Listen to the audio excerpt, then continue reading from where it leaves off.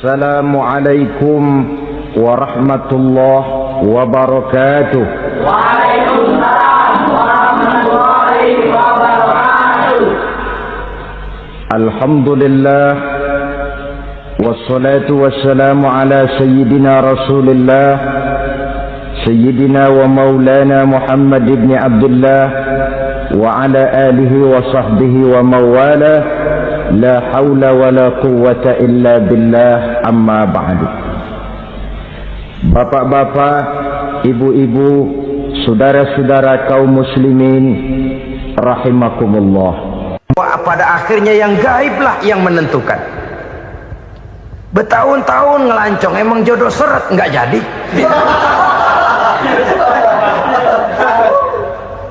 Begitu kenal baru setengah malam nginep ditangkap hansip kan.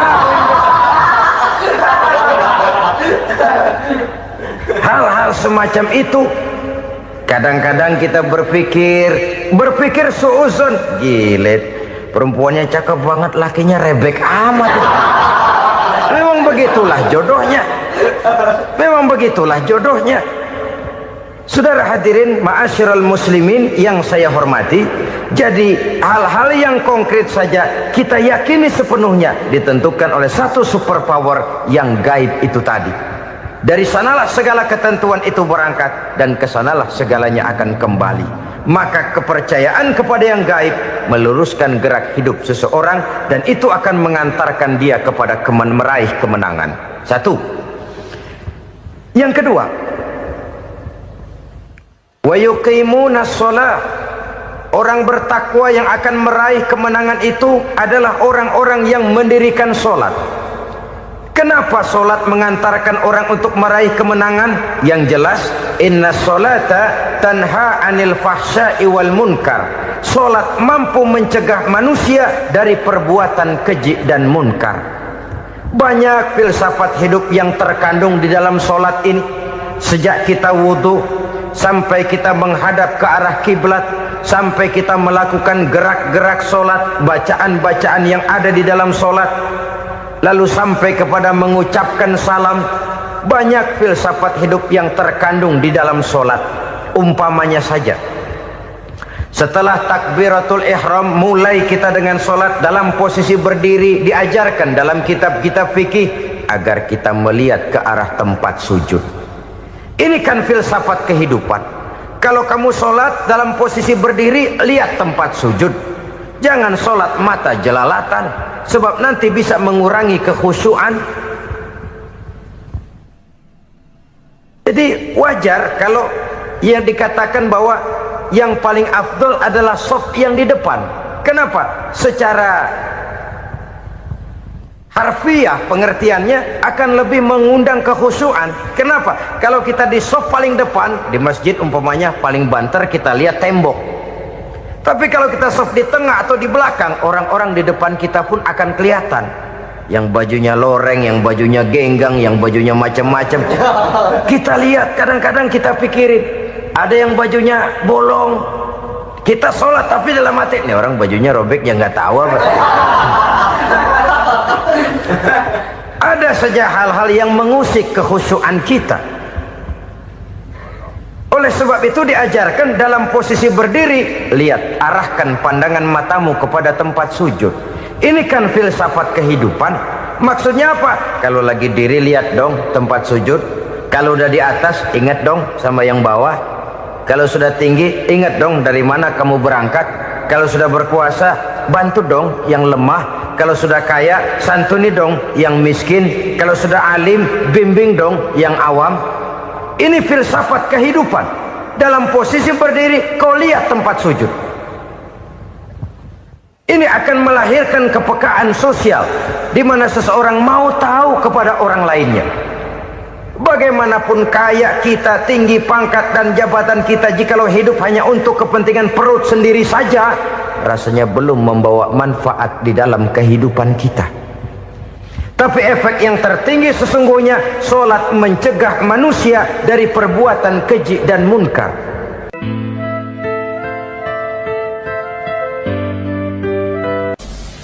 Bapak-bapak, ibu-ibu, saudara-saudara kaum muslimin rahimakumullah.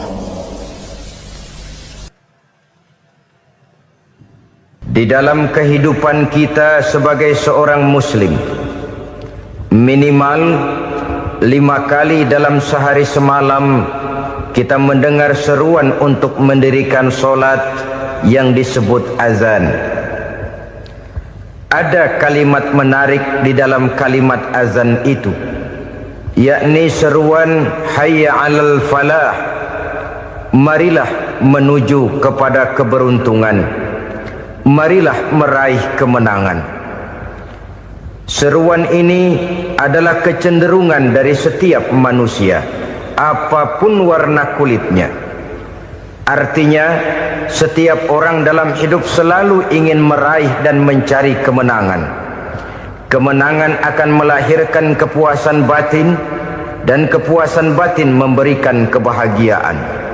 Sedangkan kekalahan melahirkan penderitaan batin, dan penderitaan batin menjerumuskan seseorang di dalam berbagai bentuk kerugian. Jikalau inilah seruan azan, maka masalahnya ialah apa yang menyebabkan kita meraih kemenangan. Al-Quranul Karim memberikan tuntunan dan ajaran kepada kita bahwa orang-orang yang memperoleh kemenangan itu tidak lain adalah orang-orang yang bertakwa. Hanyalah mereka yang bertakwa kepada Allah Subhanahu wa ta'ala pada akhirnya akan tampil sebagai pemenang. Lalu siapa orang yang bertakwa itu? Dijelaskan dalam awal-awal Al-Baqarah, orang yang bertakwa yang akan meraih kemenangan. Pertama, allazina yu'minuna bil ghaib, yaitu orang-orang yang beriman kepada yang gaib, percaya bahwa ada alam yang gaib, alam yang abstrak, alam yang tidak bisa dijangkau oleh salah satu daripada panca indera kita.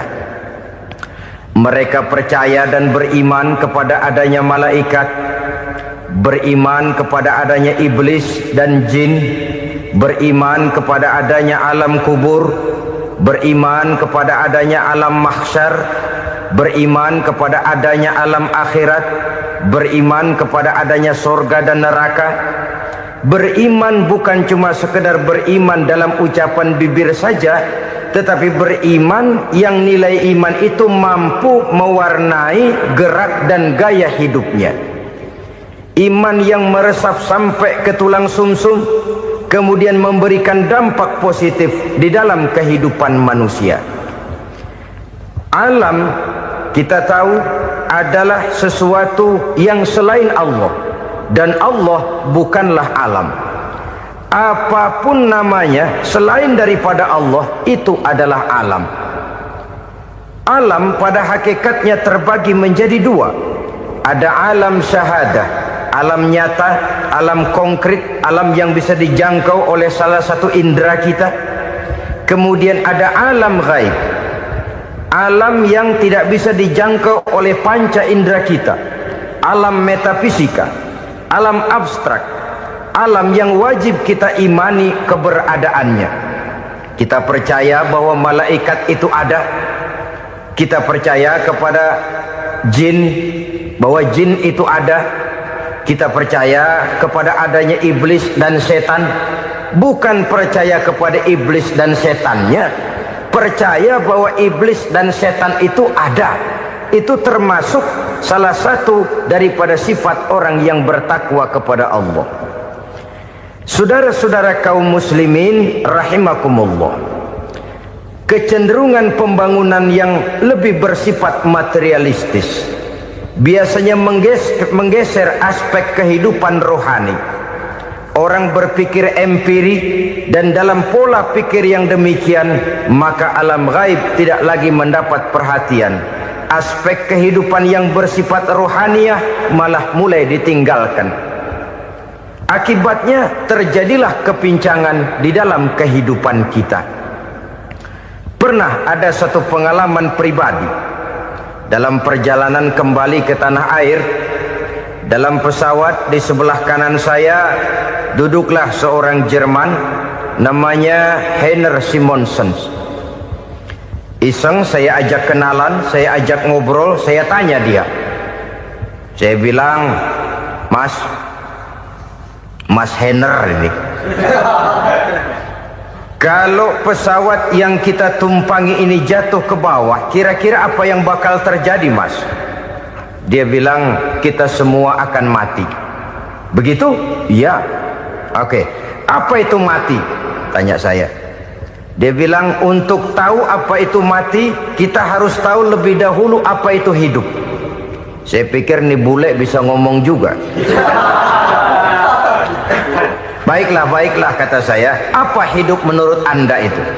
Oh, hidup itu dia bilang, kalau seluruh anggota badan kita bekerja secara normal, paru-paru memompa darah secara normal, jantung berdetak secara normal, sel-sel tubuh bekerja secara fit, dan organisme tubuh hanya mau bekerja secara normal, dia bilang, kalau kita memberi makan yang cukup, menu yang teratur, dan gizi yang lengkap. Saya bilang, kesimpulannya apa, Ner? Dia jawab, hidup adalah dari tangan ke mulut. Life is from the hand to the mouth, kata dia. Hidup adalah dari tangan ke mulut.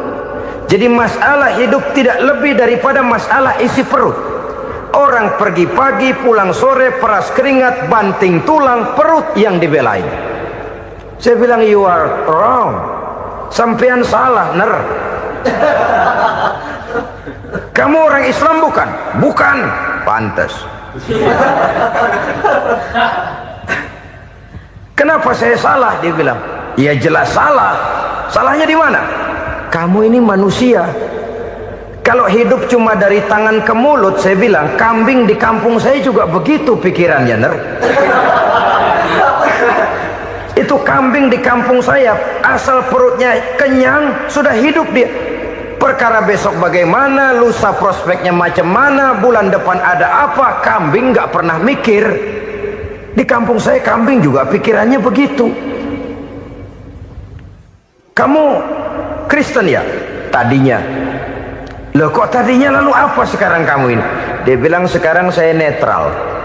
Saya tidak beragama, tapi saya percaya kepada Tuhan sebagai pencipta alam. Saya ingat benar dia bilang, I haven't any religious, but I believe to God as the creator of the world. Kenapa bisa netral begitu, Ner? Habis saya bingung katanya. Islam bilang Islam baik, Kristen bilang Kristen baik, Hindu Buddha bilang Hindu Buddha baik, semua agama baik. Saya netral sekalian, nggak beragama. Yang penting saya percaya kepada Tuhan. Saya bilang, Ner, kamu ini kayak orang mau beli celana, lalu bingung. Yang satu bilang Levi's bagus, yang satu bilang Blue Jean hebat, yang satu bilang Wool England hebat. Celana ini hebat, celana itu bagus, celana ini hebat. Semua celana bagus, kamu bingung. Akhirnya netral, tidak pakai celana. Itu juga salah. Saya pikir-pikir, kemudian saya melihat bahwa dua pola berpikir Henner ini nampaknya sudah mulai menggejala di lingkungan masyarakat bangsa kita. Disadari atau tidak, secara jujur kita harus berkata, dua pola pemikiran Henner ini mulai berkembang di tengah masyarakat bangsa kita. Pertama, pola pikir materialisme. Hidup adalah dari tangan ke mulut. Masalah hidup tidak lebih masalah isi perut. Itu yang perlu dibela, dan disitulah arti kehidupan. Pergi pagi, pulang sore, peras keringat, banting tulang untuk mempertahankan perut. Kalau sudah kemari cara orang berpikir, maka buat apa percaya kepada yang gaib? Untuk apa sholat? Untuk apa puasa? Untuk apa zakat? Untuk apa menghadiri majelis taklim? Tanpa kepercayaan kepada yang gaib, hidup berjalan menurut alur empiris dan materialis.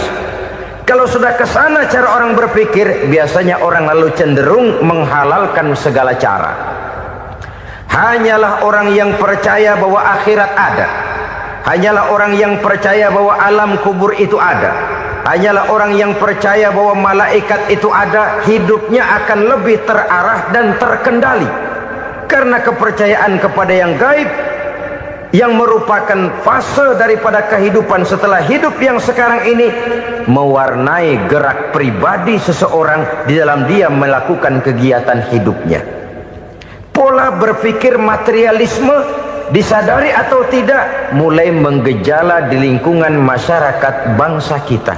Hidup tidak lebih dari urusan tangan ke mulut, mulut ke tangan, tangan ke mulut. Asal perut sudah kenyang, hiduplah sudah. Perkara bagaimana prospek hari yang akan datang, bagaimana akhirat, tidak jadi persoalan. Ini yang oleh Nabi diperingatkan, ad-dunya sijnul mu'min wa jannatul kafir.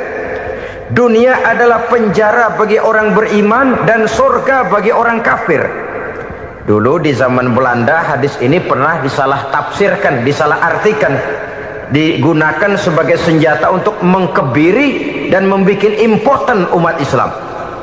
Sudahlah umat Islam gak usah macam-macam, kata Belanda. Dunia ini kan penjara buat orang Islam, surga buat orang kafir. Di penjara jangan bertingkah.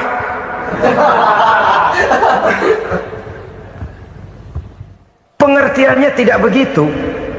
Dunia adalah penjara bagi orang mukmin. Artinya dalam kehidupan dunia seorang mukmin tidak bebas memperturutkan hawa nafsunya.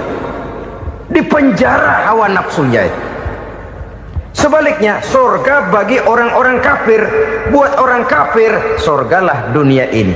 Mereka bebas memperturutkan hawa nafsunya. Dilarang tidak terlarang, dicegah pun tidak tercegah. Mereka hidup menurut alur bisikan nafsu mereka sendiri. Kemudian bila ajal datang, maut merenggut nyawa, selesailah surganya sampai di situ. Maka bagi orang-orang yang tidak percaya kepada adanya akhirat, kepada adanya alam gaib, surganya sebatas umurnya. Sekali lagi, surganya sebatas umurnya. Bila umur selesai, ajal pun datang merenggut nyawa, selesailah sudah surganya sampai di situ. Alangkah pendeknya perjalanan orang-orang yang tidak percaya kepada alam gaib ini. Bagi kita mukmin, jikalau kita mampu memenjarakan hawa nafsu, kita bisa bahagia di dunia ini. Dan Islam memang tidak menyuruh kita sengsara di dunia. Raih dunia, kejar dunia, gapai dunia sebagai alat untuk mencapai kebahagiaan di akhirat nanti.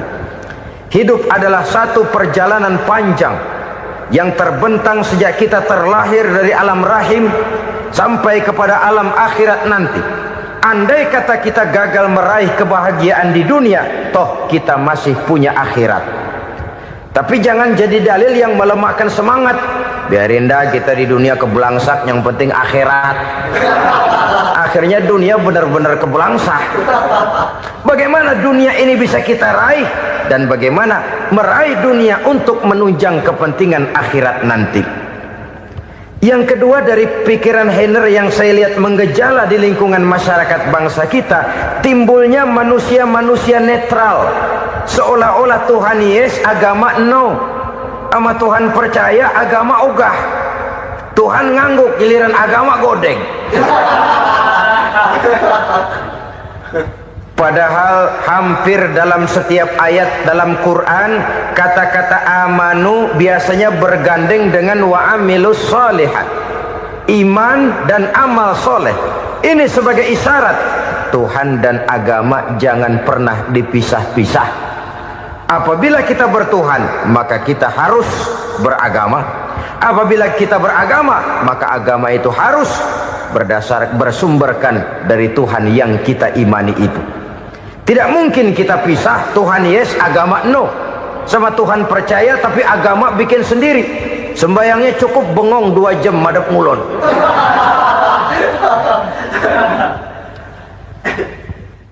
Saudara-saudara kaum muslimin rahimakumullah.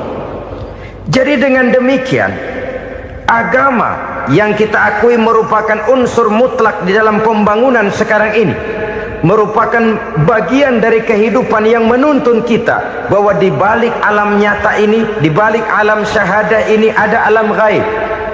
Dan mudabbir, murabbi, yang mengatur, yang menguasai, yang memelihara baik dia alam nyata, baik dia alam gaib, tidak lain adalah Allah Subhanahu wa ta'ala. Di sana ada satu super power, satu maha kekuatan yang kita perlu bersandar kepadanya. Sebagai makhluk nyata yang hidup di alam nyata, berbuatlah secara nyata sebagaimana harusnya kita berbuat. Karena Islam jelas bukan agamanya orang pemalas. Islam jelas bukan agamanya orang yang mengajarkan setelah selesai sholat boleh duduk, nggelenggem ayam-ayam, ndelohom, menghitung bintang di langit sambil menunggu keajaiban. Tidak. Islam adalah agama yang mengajarkan apabila sholat sudah selesai kamu kerjakan, bertebaranlah di permukaan bumi, cari karunia Tuhanmu. Jangan hidup berpangku tangan menunggu keajaiban. Karena hidup bukan undian. Jangan berharap untung besar tanpa mau peras keringat. Tapi di sebalik itu toh kita juga harus yakin bahwa di sisi usaha nyata yang kita lakukan ada satu super power, satu maha kekuatan gaib yang menentukan berhasil dan tidaknya usaha kita. Kepercayaan kepada hal semacam inilah yang mendorong kita untuk mempunyai sandaran vertikal, agar jikalau usaha ini berhasil kita tidak lupa diri dan lupa daratan. Jikalau usaha ini gagal kita tidak putus asa dan buruk sangka, tidak cupik pandangan dan sempit hati, tapi mampu melihat persoalan dengan kacamata putih sambil husnuzon kepada Allah Subhanahu wa ta'ala. Kita percaya malaikat itu ada yang namanya Raqib dan Atid, mengawasi gerak hidup kita sampai kepada gerak hati kita.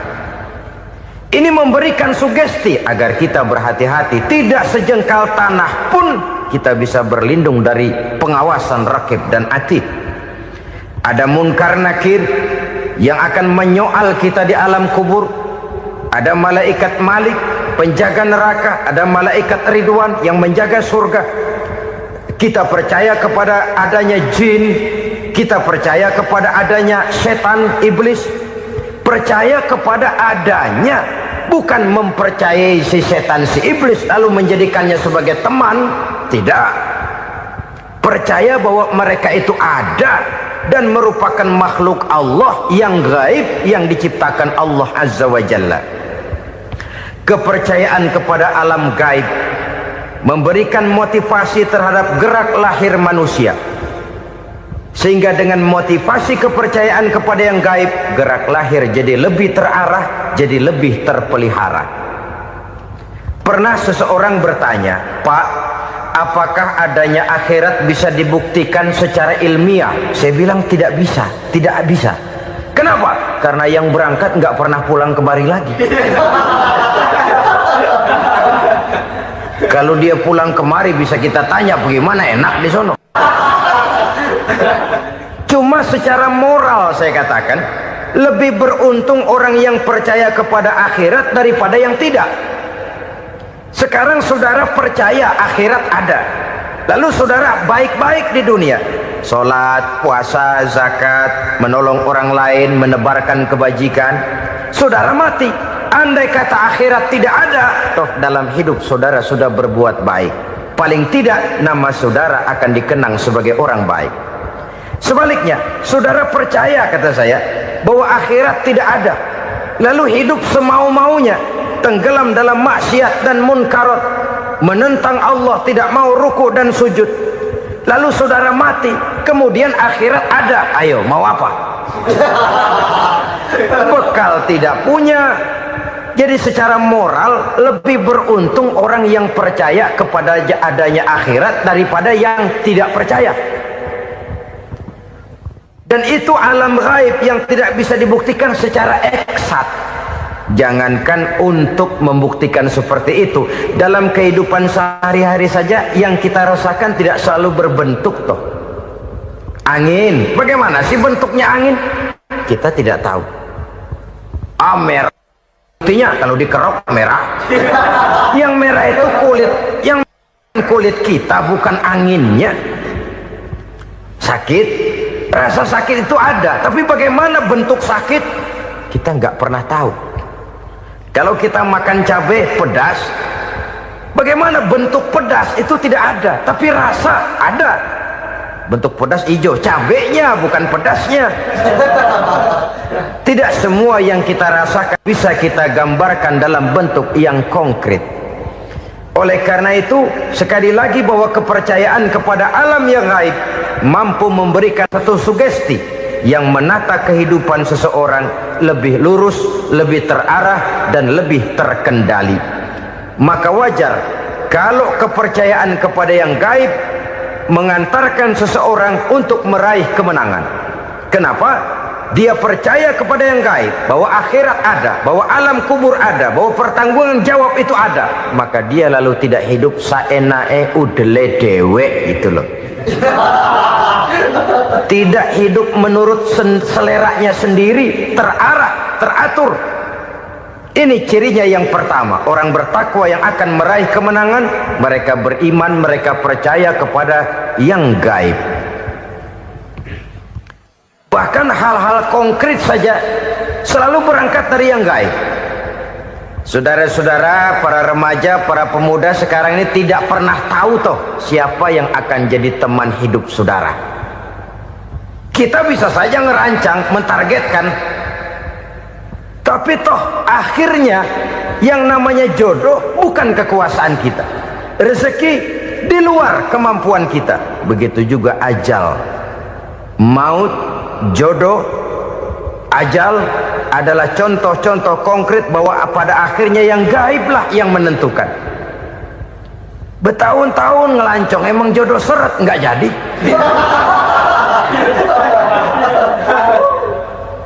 Begitu kenal baru setengah malam nginep ditangkap hansip kan. Hal-hal semacam itu kadang-kadang kita berpikir suuzon, gilet, perempuannya cakep banget, lakinya rebek amat. Memang begitulah jodohnya. Memang begitulah jodohnya. Saudara hadirin ma'asyiral muslimin yang saya hormati, jadi hal-hal yang konkret saja kita yakini sepenuhnya ditentukan oleh satu superpower yang gaib itu tadi. Dari sanalah segala ketentuan itu berangkat dan kesanalah segalanya akan kembali. Maka kepercayaan kepada yang gaib meluruskan gerak hidup seseorang dan itu akan mengantarkan dia kepada meraih kemenangan. Satu. Yang kedua, wa yuqimuna shalah. Orang bertakwa yang akan meraih kemenangan itu adalah orang-orang yang mendirikan sholat. Kenapa sholat mengantarkan orang untuk meraih kemenangan? Yang jelas, inna sholata tanha anil fahsya'i wal munkar. Sholat mampu mencegah manusia dari perbuatan keji dan munkar. Banyak filsafat hidup yang terkandung di dalam sholat ini. Sejak kita wudhu sampai kita menghadap ke arah kiblat, sampai kita melakukan gerak-gerak sholat, bacaan-bacaan yang ada di dalam sholat, lalu sampai kepada mengucapkan salam. Banyak filsafat hidup yang terkandung di dalam sholat. Umpamanya saja, setelah takbiratul ihram mulai kita dengan sholat dalam posisi berdiri, diajarkan dalam kitab-kitab fikih agar kita melihat ke arah tempat sujud. Ini kan filsafat kehidupan. Kalau kamu sholat dalam posisi berdiri, lihat tempat sujud. Jangan sholat mata jelalatan, sebab nanti bisa mengurangi kekhusyuan. Jadi wajar kalau yang dikatakan bahwa yang paling afdol adalah shaf yang di depan. Kenapa? Secara harfiah pengertiannya akan lebih mengundang kekhusyuan. Kenapa? Kalau kita di shaf paling depan di masjid umpamanya paling banter kita lihat tembok. Tapi kalau kita shaf di tengah atau di belakang, orang-orang di depan kita pun akan kelihatan. Yang bajunya loreng, yang bajunya genggang, yang bajunya macam-macam. Kita lihat, kadang-kadang kita pikirin, ada yang bajunya bolong. Kita sholat tapi dalam hati, nih orang bajunya robek yang nggak tahu apa. Ada saja hal-hal yang mengusik kekhusyuan kita. Oleh sebab itu diajarkan dalam posisi berdiri, lihat, arahkan pandangan matamu kepada tempat sujud. Ini kan filsafat kehidupan. Maksudnya apa? Kalau lagi diri lihat dong tempat sujud. Kalau udah di atas ingat dong sama yang bawah. Kalau sudah tinggi, ingat dong dari mana kamu berangkat. Kalau sudah berkuasa, bantu dong yang lemah. Kalau sudah kaya, santuni dong yang miskin. Kalau sudah alim, bimbing dong yang awam. Ini filsafat kehidupan. Dalam posisi berdiri, kau lihat tempat sujud. Ini akan melahirkan kepekaan sosial, di mana seseorang mau tahu kepada orang lainnya. Bagaimanapun kaya kita, tinggi pangkat dan jabatan kita, jikalau hidup hanya untuk kepentingan perut sendiri saja, rasanya belum membawa manfaat di dalam kehidupan kita. Tapi efek yang tertinggi sesungguhnya, solat mencegah manusia dari perbuatan keji dan munkar.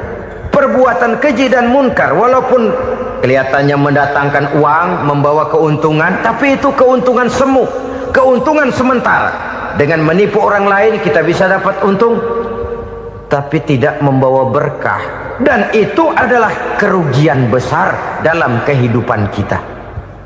Maka untuk meraih kemenangan harus dimulai dengan membentuk kepribadian yang tegar, memiliki sandaran vertikal yang langsung kepada Allah Subhanahu wa ta'ala, dan itu hanya bisa kita tempuh melalui jalur ibadah formal yang sudah ditentukan Allah, yakni solat yang 5 waktu.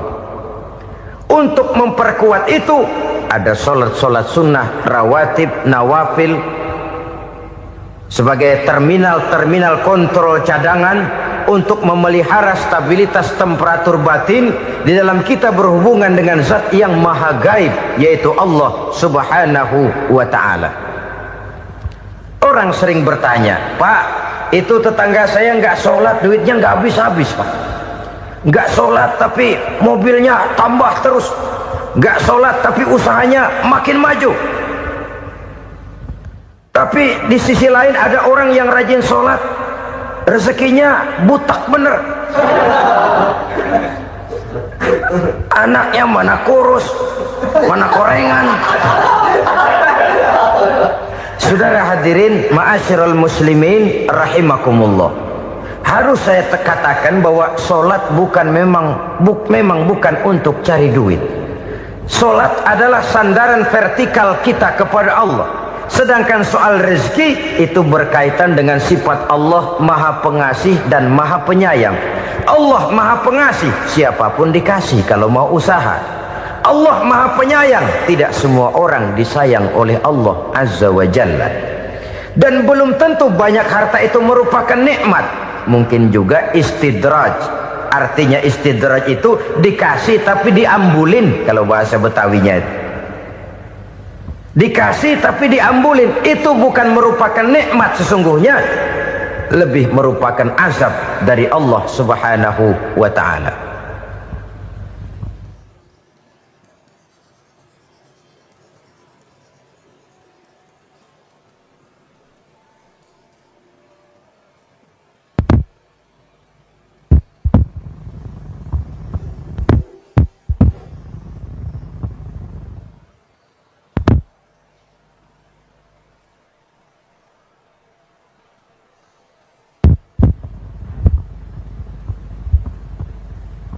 Agama mempunyai sistem solat, dan kita umat Islam telah dituntun oleh Allah Subhanahu wa ta'ala yang wajibnya 5 kali dalam sehari semalam mendirikan solat, dan itu tentu berada dalam jangkauan kemampuan manusia.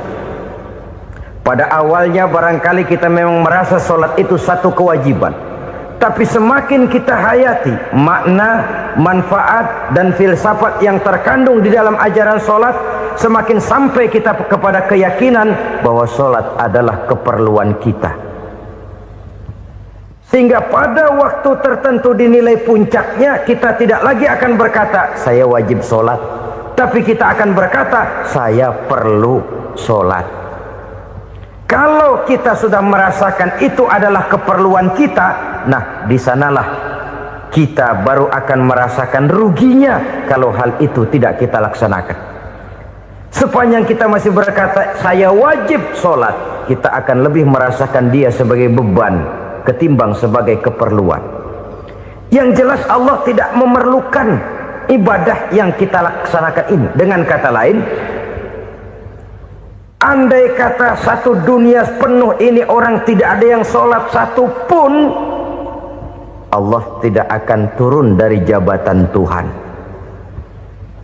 Jangan lalu berpikir kalau kita ngambek se-RW kagak sembahyang Tuhan tekor kali ini ya. Tentu tidak. Itu perlunya kita, bukan perlunya Allah. Dan pada induknya kita akan berkata, saya perlu agama. Kalau secara induk kita sudah memerlukan agama, maka konsep-konsep yang ada di dalam ajaran agama itu pun adalah juga merupakan keperluan kita. Baik dia bernama sholat, baik dia bernama puasa, baik dia bernama zakat, baik dia bernama haji, seluruhnya adalah keperluan kita. Dan sesuatu yang kita perlukan apabila tidak kita laksanakan akan melahirkan kerugian di dalam kehidupan. Jangan heran kalau kita membaca riwayat perjalanan hidup para salafus soleh, orang-orang soleh. Ada yang tahajud sampai 100 rakaat, ada yang sholat malam kakinya sampai bengkak. Kita sekalinya bengkak biri-biri. Ada yang sholat membaca surah dalam Al-Quran sampai khotam Quran. Kok mau? Mereka sudah merasakan itu keperluan. Itu saja soalnya. Satu saat pun jikalau kita merasa bahwa itu keperluan saya, kita pun akan melaksanakan seperti itu. Keperluan saya dalam kehidupan. Inilah yang kedua. Yang ketiga, orang bertakwa yang akan meraih kemenangan itu, wa mimma razaqnahum yunfikun. Mereka membelanjakan sebagian daripada rezeki yang diberikan Allah kepada mereka. Mereka infakkan di jalan Allah. Ada satu dialog menarik. Satu hari seorang anak muda bertemu dengan seorang kakek-kakek yang sudah dikenalnya baik. Bertanyalah anak muda ini, "Kek, umur kakek berapa tahun?" 15 tahun, kata si kakek. Anak kakek berapa orang? 1. Harta kakek berapa banyak? 15 juta. Si anak muda ini bengong. Lalu protes, "Kok kakek bohongin saya?" "Kenapa?" "Saya tahu umur kakek 70 tahun. Kenapa ngaku 15? Saya tahu anak kakek 5. Kenapa bilang 1? Saya tahu kakek miliuner, miliaran uang kakek. Kenapa ngaku cuma 15 juta? Begini, kata si kakek tadi. Benar, umur saya 70 tahun. Tapi dari umur yang 70 tahun itu baru 15 tahun terakhir ini saya merasakan ibadah kepada Allah. Meninggalkan maksiat, jauh dari segala macam munkarat. Maka yang 15 tahun inilah yang benar-benar saya rasakan sebagai umur saya. Benar anak saya 5, tapi yang 4 susah diatur. Cuman 1 rasanya nih yang bakal jadi si buah hati, belahan jantung, pelanjut cerita penerus sejarah. Cuma 1 ini yang saya harapkan, yang akan jadi anak soleh, yang akan membuat saya menerima pensiunan pahala. Kalau yang 4 apek dah, nggak ada harapan. Yang 1 nyekek botol melulu. Oh begitu, iya. Lalu kenapa kakek bilang harta kakek cuma 15 juta padahal saya tahu kakek uangnya miliaran, depositonya banyak? Ya karena 15 juta itulah yang saya ingat yang pernah saya belanjakan di jalan Allah. Saya merasa itulah harta saya yang sebenarnya. Yang miliaran yang saya simpan di bank kelak, kalau satu saat saya mati, akan jadi rebutan di antara anak-anak saya. Iya kalau anak saya soleh kayak yang 1 ini.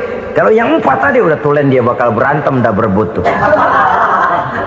Jadi 15 juta yang saya belanjakan di jalan Allah inilah yang saya merasakan benar-benar harta saya yang sesungguhnya. Dialog ini patut menjadi bahan renungan kita bersama. Diberikan kita umur 40, 50, 60, 70, 80. Berapa tahun dari umur yang diberikan itu yang jalan mulus, yang kita gunakan untuk melaksanakan ibadah? Banyak harta kita simpan di bank, di lemari, di dompet, di tas. Tapi berapa yang sudah kita depositokan di jalan Allah yang akan menemani kita di hari kita kembali nanti?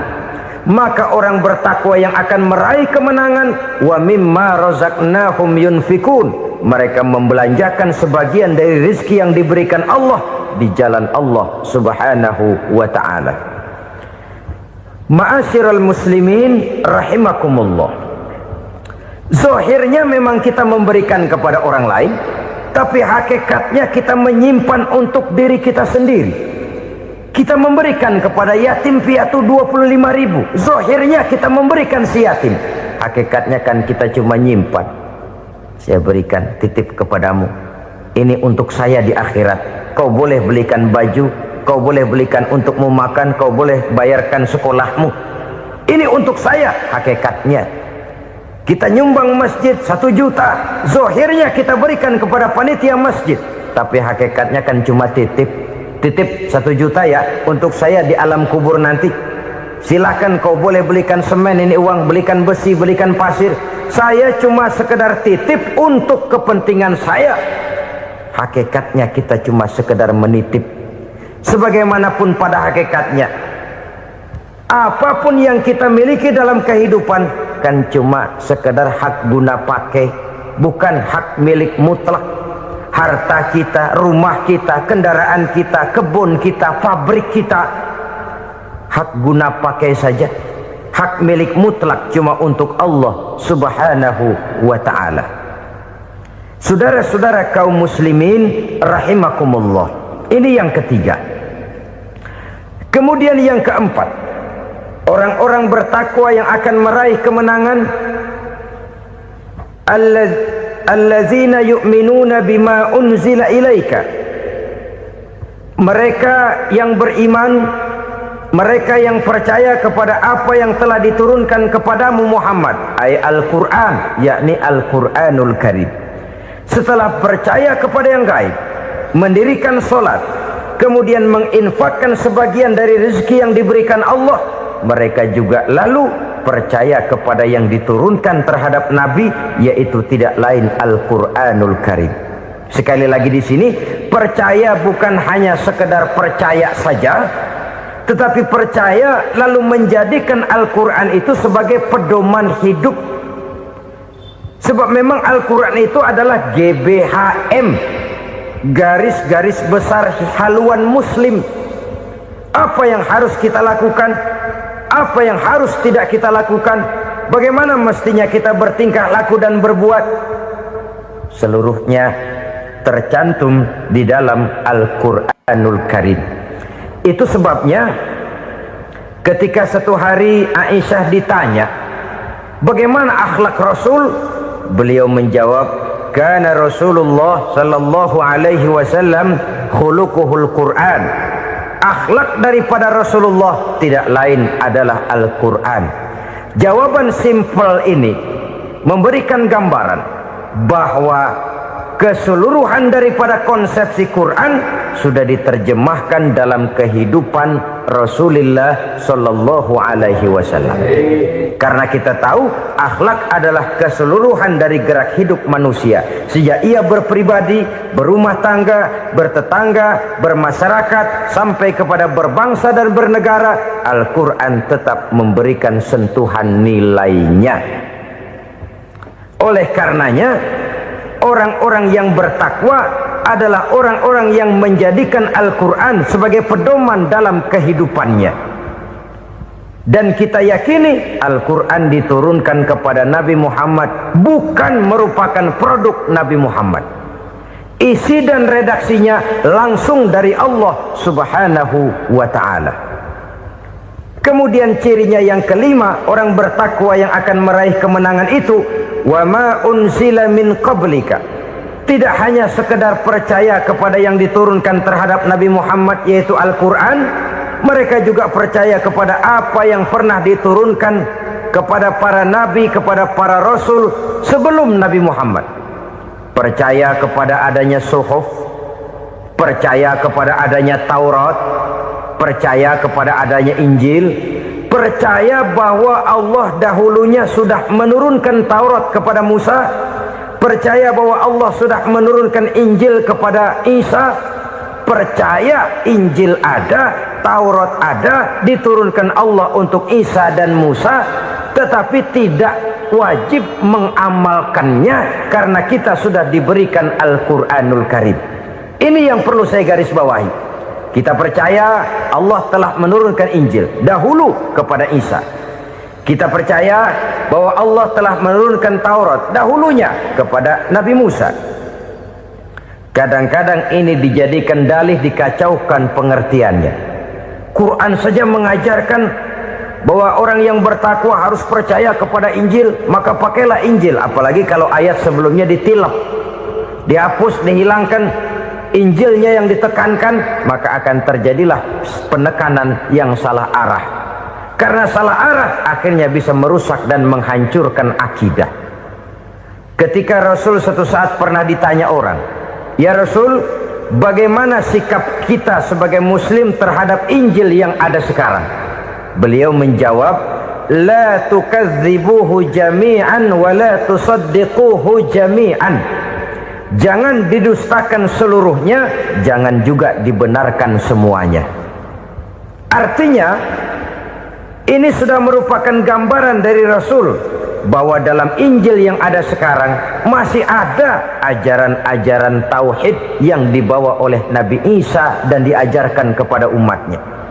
Tapi juga dalam Injil yang sekarang ini sudah terkena intervensi dan investasi manusiawi. Karena itu Rasul menyimpulkan, la tukadzibuhu jami'an wa la tusaddiquhu jami'an. Jangan didustakan semua, jangan dibenarkan seluruhnya. Kita memang percaya Allah telah menurunkan Injil kepada Nabi Isa dulu, tapi kita tidak wajib mengamalkan Injil. Kita percaya Allah telah menurunkan Taurat kepada Nabi Musa, tapi kita tidak wajib mengamalkan kitab ajaran Taurat. Yang wajib kita percayai dan kita amalkan hanyalah Al-Quranul Karim. Kenapa? Oleh karena baik yang ada di dalam Taurat, baik yang ada di dalam Injil, tentu tercakup di dalam Al-Quran sebagai kitab terakhir yang diturunkan oleh Allah Subhanahu wa Ta'ala. Dan itu wajar. Kalau seorang pejabat mau mengeluarkan satu keputusan baru, tentu dia harus meninjau keputusan-keputusan lama. Andai kata dianggap tidak berlaku, dianggap tidak relevan lagi, maka keputusan-keputusan lama itu tentu sudah dianggap tidak berlaku. Sebagian daripada aturan-aturan dalam keputusan lama yang masih dianggap relevan tercantum dalam keputusan baru yang wajib diamalkan. Begitulah hubungannya antara Al-Quran, Taurat, Zabur, dan Injil. 4 kitab samawi yang diturunkan Allah masing-masing kepada Zabur untuk Nabi Daud, Taurat untuk Nabi Musa, dan Injil untuk Nabi Isa alaihi wassalatu wassalam. Ketiga-tiga kitab itu kita percayai adanya. Kita yakini Allah telah menurunkan Zabur, Taurat, dan Injil, tapi kita tidak wajib mengamalkannya. Yang wajib kita mengamalkannya sekarang ini tidak lain hanyalah Al-Quranul Karim saja, karena ia mencakup apa yang ada di dalam Zabur, apa yang ada di dalam Taurat, dan apa yang ada di dalam Injil. Keotentikannya bisa dipertanggungjawabkan. Ya, tapi kan Nabi Muhammad sudah mati 14 abad yang lalu, dan di zaman beliau Al-Quran kan belum dikodifikasikan, belum ditulis. Bagaimana keotentikannya bisa dipertanggungjawabkan? Mudah saja. Allah berjanji, inna nahnu nazzalna dzikra wa inna lahu lahafizun. Kami yang menurunkan Al-Quran dan kami yang akan menjaga dan memeliharanya. Allah turunkan Quran, Allah menjaganya. Bagaimana cara Allah menjaga Al-Quran itu? Banyaknya orang-orang yang hafaz Al-Quran. Hafaz Al-Quran 30 juz, 114 surah, 6.666 ayat. Sehingga jangankan satu kata, jangankan satu ayat, satu kalimat saja berubah sudah akan timbul reaksi dan mudah dimengerti. Kenapa? banyak orang-orang yang hafaz Al-Quran. Sedangkan pada setiap akhir tahun biasanya malaikat Jibril selalu mengadakan checking terhadap ayat-ayat yang diturunkan pada waktu itu. Di zaman Nabi sendiri sudah ada usaha kodifikasi. Dan yang lebih luar biasa lagi, sampai hari ini tidak seorang pun mampu membuat satu ayat saja semacam Al-Quran. Ke bahasa manapun dia diterjemahkan, naskah aslinya tetap ikut, rujukan dasarnya tetap ada. Berdasarkan itu, maka tidak mungkin terjadi penyelewengan terhadap atau pemalsuan terhadap ayat-ayat Al-Quranul Karim. Kesuciannya, keotentikannya, kemurniannya bisa dipertanggungjawabkan. Ma'asyiral muslimin rahimakumullah. Oleh karenanya, konsepsi dasar daripada ajaran Islam ini memang tidak lain adalah Al-Quran dan Sunnah. Isi daripada agama Islam yang merupakan iman, Islam dan ihsan, konsepsi dasarnya tidak lain adalah Al-Quran dan Sunnah Rasulullah Sallallahu Alaihi Wasallam. Maka yang kita perlukan sekarang ini adalah terjemahan Al-Quran di dalam kehidupan kita. Dengan demikian, maka gaya kehidupan yang lebih Qurani itulah yang kita dambakan. Kita perlu memang terjemahan Quran dalam bahasa Inggris, dalam bahasa Belanda, dalam bahasa Jepang, tapi yang lebih kita perlukan adalah terjemahan Quran di dalam kehidupan kita.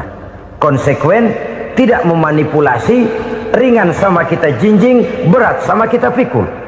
Jangan kalau lempengan ayat Quran tuh kira-kira enak diamalin, keras teriakan kita. Giliran kira-kira ayat Quran itu mukul kepala kita sendiri, diam kita. Itu ciri yang pernah disindir Allah dalam awal-awal Baqarah juga. Ciri beragamanya orang yang munafik. Kullama adha'a lahum masyawfi, kata Allah, wa iza azlama alaihim qamu. Apabila terang mereka jalan, apabila gelap mereka berhenti. Artinya, kalau kira-kira di Islam nguntungin, rame-rame pada teriak Islam. Tapi ketika diminta untuk berjuang, ketika dituntut untuk berkorban, rame-rame mengundurkan diri. Nasib agama tidak ubahnya seperti daun pisang yang dikait orang di tepi jalan lantaran tak berpayung di ketika hari hujan. Manakala hujan usailah sudah, daun itu pun dicampakkan di tepi jalan, diinjak pula orang nan lalu. Artinya, orang menjadikan agama cuma sebagai lipstick, decoration only, tidak konsekuen. Hanya pada saat-saat kelihatannya Islam membawa keuntungan, rame-rame orang teriak-teriak tentang Islam. Tapi jikalau diminta berjuang, jikalau dituntut untuk berkorban, biasanya rame-rame juga mengundurkan diri. Jangan heran kalau mayoritas hitungan kita, tapi minoritas peranan kita. Kuantitas kita dalam jumlah, tapi dalam kualitas kita lebih sering jadi penonton daripada jadi pemain. Padahal itu sangat tidak boleh terjadi. Umat Islam di Indonesia harus bangkit. Umat Islam di Indonesia harus sadar akan keberadaannya. Tidak boleh hanya jadi penonton berpangku tangan. Karena memang agama kita juga mengajarkan untuk konsekuen di dalam menjabarkan ajaran-ajaran daripada agama kita. Kita sering jatuh menjadi umat yang lemah oleh karena kita ini tidak pandai menggalang kebersamaan yang diakibatkan tidak konsekuennya kita.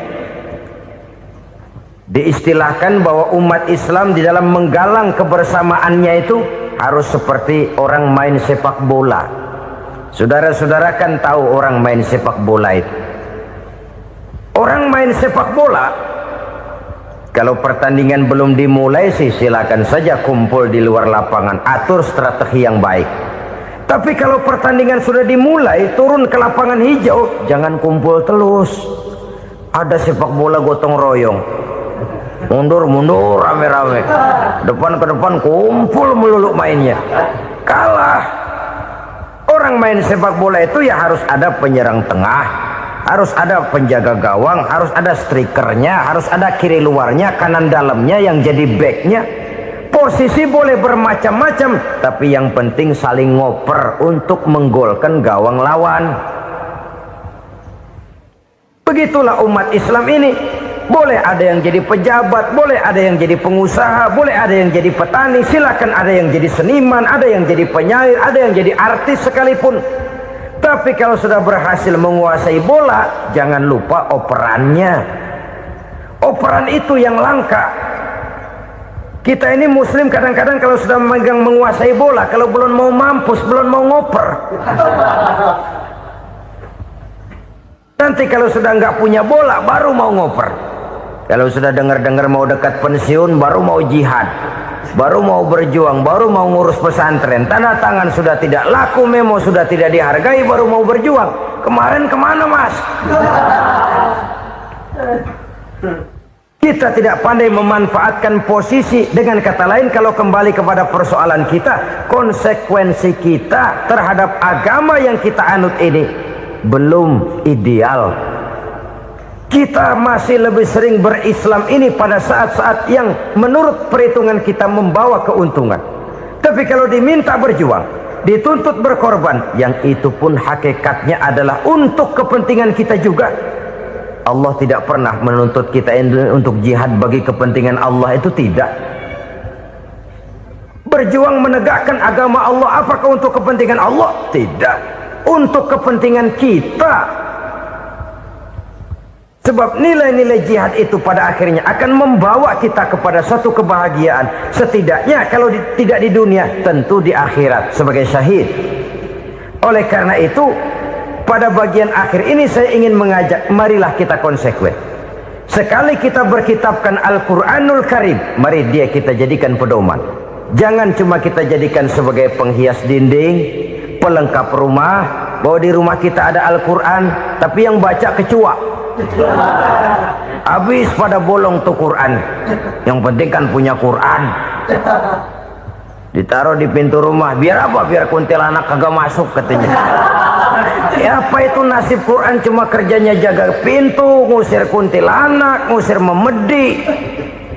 Bagaimana kita hidup menurut tuntunan Al-Quran? Kadang-kadang tidak pernah menjadi masalah bagi kita. Maka bagaimanakah Al-Quran akan mungkin membawa keberkahan dalam hidup kalau ajarannya kita injak-injak dalam keseharian kita? Mewujudkan gaya hidup yang lebih Qurani, itulah yang akan kita rintis di dalam kehidupan kita, bertahap, step by step, menurut kemampuan yang ada pada kita. Jika jalan ini tidak bisa kita selesaikan, percayalah akan ada generasi penerus yang akan melanjutkan usaha dan cita-cita mulia itu. Jadi percaya kepada Taurat, percaya kepada Injil, sekadar percaya Allah dahulunya sudah menurunkan itu, tapi kita tidak wajib mengamalkannya. Kenapa? Generasi Injil masa berlakunya sudah kedaluarsa. Taurat masa berlakunya sudah kedaluarsa. Injil pernah berlaku untuk orang Nasrani di zaman Nabi Isa. Taurat pernah berlaku untuk orang Yahudi di zaman Nabi Musa. Setelah generasinya berlalu, datang Rasul penutup yang membawa Al-Quranul Karim. Maka Al-Quran itulah yang berlaku menjadi pedoman sampai hari akhir nanti. Jangan jauh dari Al-Quran, karena apabila ini kita lakukan, maka kita akan kembali kepada satu gaya hidup yang jauh dari tuntunan agama, dan itu artinya kita akan semakin jauh untuk meraih kemenangan. Saudara-saudara kaum muslimin rahimakumullah.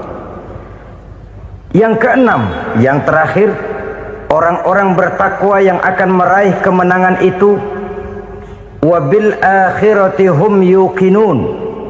Mereka percaya, mereka yakin seyakin-yakinnya akan adanya hari akhir, di mana seseorang akan mempertanggungjawabkan seluruh perbuatannya di dalam hidup ini, dan tidak ada satu perbuatan yang bagaimana kecilnya sekalipun yang tersembunyi dalam pandangan manusia yang tidak akan dibukakan persoalannya di mahkamah Qadi Rabbul Jalil di akhirat nanti. Itulah sebabnya maka percaya kepada akhirat disebut secara khusus Padahal di awal tadi sudah dijelaskan yu'minuna bil ghaib, percaya kepada alam gaib, dan alam gaib ini termasuk akhirat. Kenapa pada bagian akhir disebut lagi akhirat?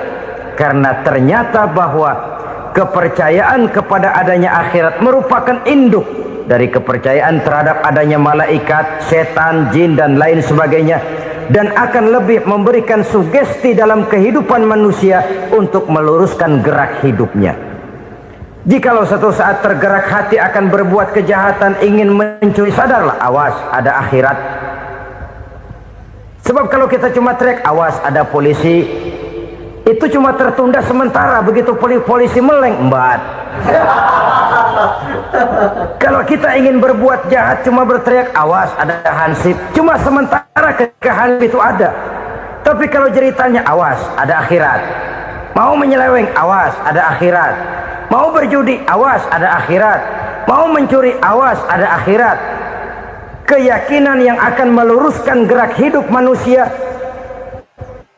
sehingga gerak itu jadi lebih terarah dan terkontrol, tidak merugikan baik diri sendiri, lebih-lebih orang lain.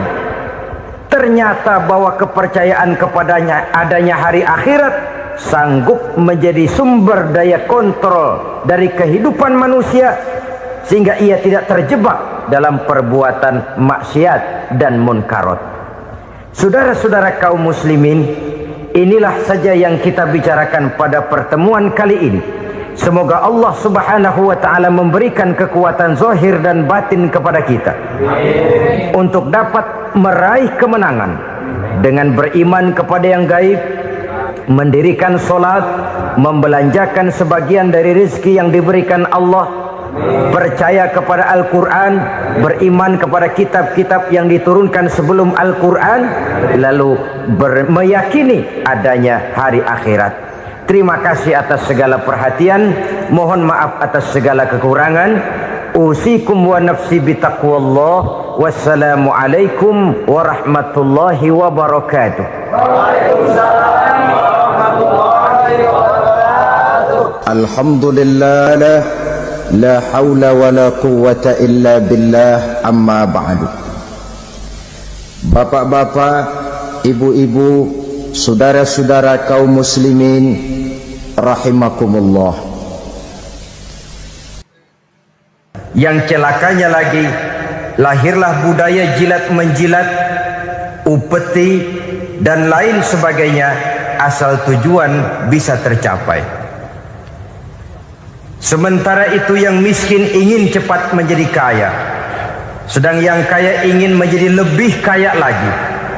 Kalau boleh tidak hanya sekedar dia saja yang kaya, anaknya harus kaya, cucunya tidak boleh miskin dan kere, bahkan cucu daripada cucunya pun harus jadi orang-orang kaya. Ini keinginan yang wajar. Setiap orang tua tentu tidak ingin meninggalkan anak cucunya dalam keadaan miskin dan terlunta-lunta.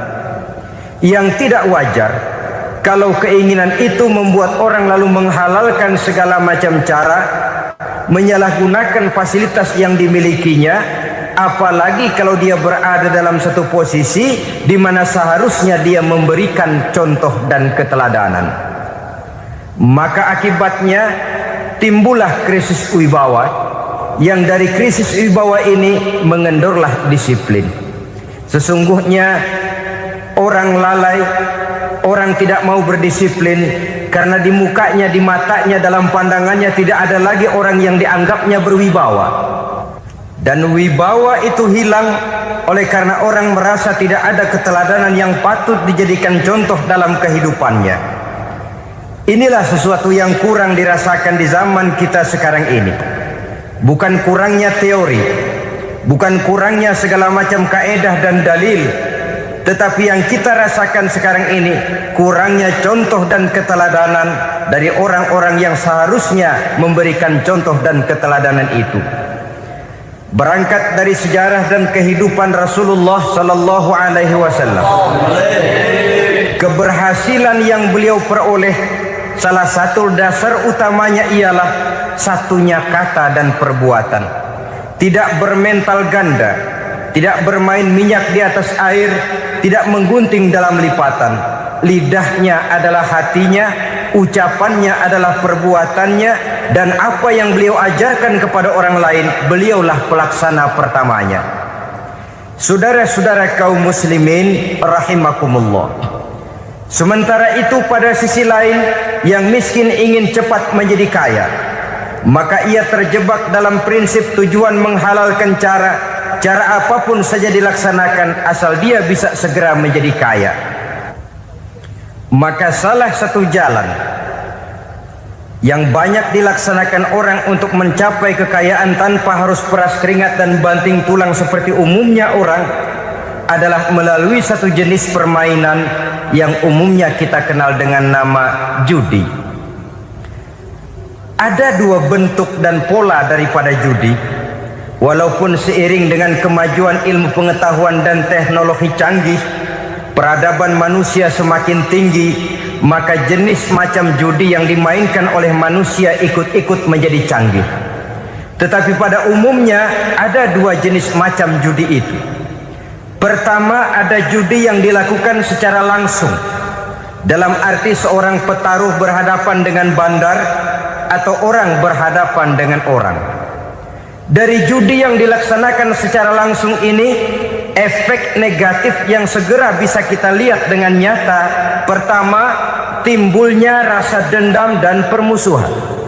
Walaupun orang nampak duduk berhadap-hadapan, walaupun kelihatannya mereka tertawa satu sama lain, tapi yakinlah itu cuma sekedar kulit saja.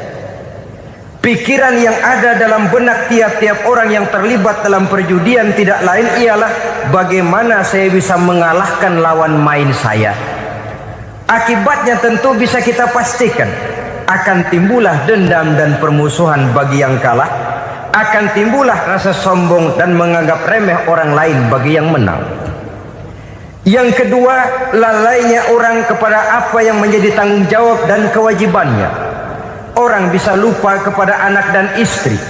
Kalau kepada anak dan istri saja sudah bisa lupa, apalagi kepada yang lain. Sebab anak dan istri memang merupakan bagian daripada kehidupan kita.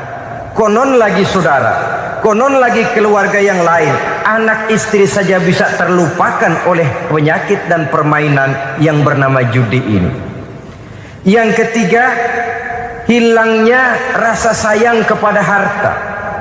Harta yang didapatnya dengan peras keringat dan banting tulang. Mungkin pergi pagi dan pulang sore.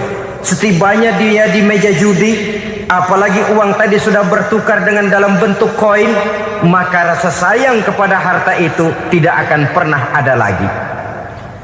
Tetapi saudara-saudara, bagaimanapun juga, judi dalam artian langsung semacam ini hanya melibatkan orang-orang tertentu. Artinya selektif. Ada judi yang lebih berbahaya daripada jenis ini, perjudian massal. Taruhlah roulette dan kasino itu judi. Tetapi judi jenis roulette dan kasino ini bahayanya hanya untuk orang-orang tertentu yang memang sudah mapan, kelompok elit.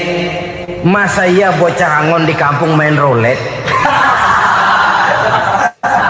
Apa ia yang tinggal di pinggir kali kenal kasino? Ya entahlah kalau kasino Prambos ya. Dari judi massal semacam ini lahirlah penyakit yang dinamakan tulul amal.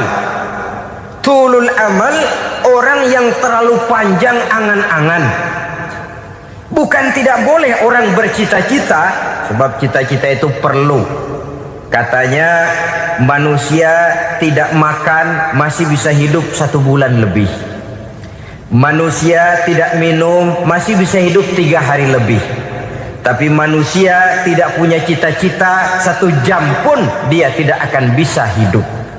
Karena faktor yang membuat kita bergairah menghadapi kehidupan, faktor yang mendorong kita untuk tetap berusaha dan tegar menghadapi resiko, karena adanya cita-cita di dalam kehidupan kita. Tetapi cita-cita tanpa direalisir dengan usaha, cita-cita yang tidak berangkat dari kemampuan yang ada, pada akhirnya hanya akan merupakan cita-cita yang mengawang, tidak akan terwujud dalam kenyataan dan akan membentuk manusia menjadi orang yang tulul amal, panjang angan-angan, terlalu muluk keinginan, tidak berangkat dari kemampuan dan kesanggupan yang ada pada dirinya sendiri. Maka penyakit inilah yang telah menghasilkan dan melahirkan penghayal-penghayal kelas berat, tukang-tukang ngelamun kelas tinggi yang hidup di angkasa luar. Dan sejarah belum pernah mencatat ada orang menjadi kaya karena judi, itu belum pernah. Saudara lihat saja orang kaya yang namanya Adnan Khashoggi, orang kaya yang namanya Henry Ford, orang kaya yang namanya Aristotle Onassis, orang kaya yang namanya David Rockefeller. Itu seluruhnya menjadi kaya bukan karena mereka terlibat dalam perjudian, tapi karena kerja keras, peras keringat, banting tulang. Dan itu dimulai sejak mereka masih remaja. Sehingga banyak orang besar yang mulai pekerjaannya dengan menjual koran. Artinya berangkat dari A. Banyak pengusaha mobil yang memulai pekerjaannya dari tukang cuci mobil, tapi lalu bertahap dan tegar menghadapi kenyataan, sehingga proses demi proses dia hadapi dengan tegar, dengan tabah, dengan sabar, dengan ulet, sampai kepada membuahkan hasil.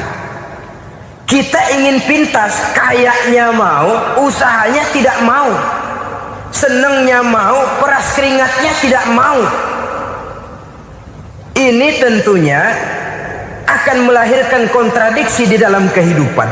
Maka dari jenis perjudian massal semacam ini lahirlah penyakit tulul amal, panjang angan-angan, terlalu muluk cita-cita. Bayangkan saja kalau ini terjadi secara massal, menimpa nasib rakyat kita di pedesaan yang jauh dari keramaian. Tiap hari mereka dinina-bobokkan oleh gambaran tentang akan diperolehnya uang dalam jumlah yang banyak dengan angka nol yang berentet. Tiap hari mereka melihat angka-angka itu. Mereka lambat laun akan terseret dalam arus tulul amal ini.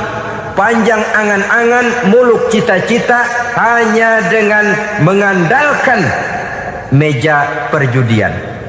Akibatnya timbul penyakit yang kedua, yang ketiga, yaitu malas berusaha. Orang kalau sudah terlalu asik berkhayal, menghitung bintang di langit, malas berusaha.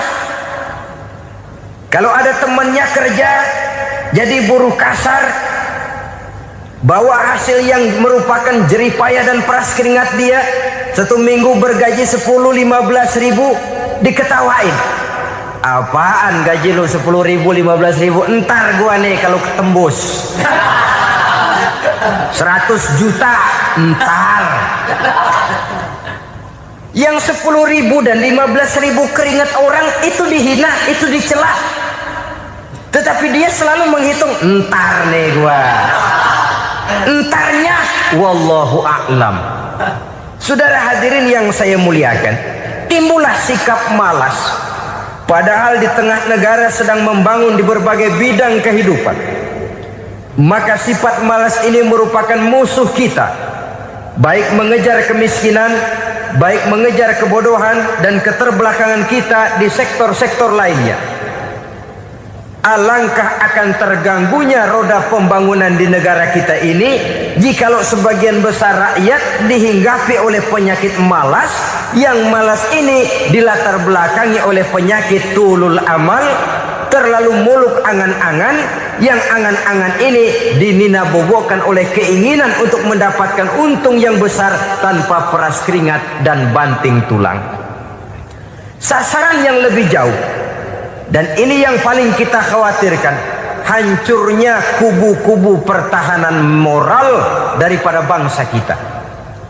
Kita sependapat bahwa lebih penting daripada membangun jembatan adalah membangun manusia yang membangun jembatan. Bahwa lebih penting daripada mengaspal jalan raya adalah membangun mental manusia yang melaksanakan pengaspalan itu. Dengan kata lain, membangun dan mempersiapkan manusia pembangunan. Tanpa itu, maka saya merasa khawatir kalau nanti kita tidak akan sampai kepada target yang kita harapkan oleh karena kandas di tengah jalan. Saudara-saudara kaum muslimin rahimakumullah, Islam sebagai agama yang mengajarkan manusia untuk berusaha dan mengeluarkan segala kemampuan untuk melaksanakan segala usahanya itu, sangat membenci sifat malas, sangat membenci sifat tulul amal atau panjang angan-angan.